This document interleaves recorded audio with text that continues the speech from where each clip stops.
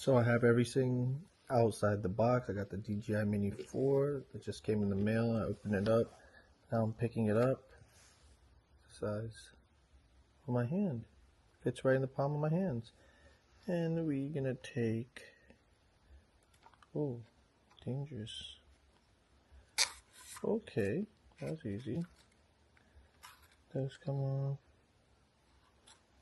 We remove this. Put that there.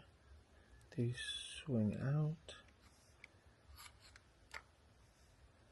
And there's another piece of tape. Ooh. Okay.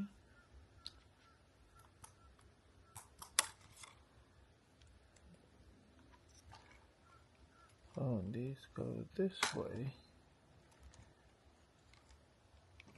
So this is it. Can't wait to fly it.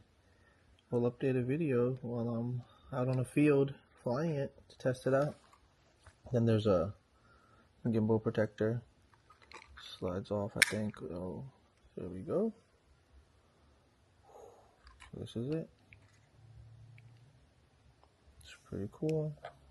Can't wait to fly it. So there you have it.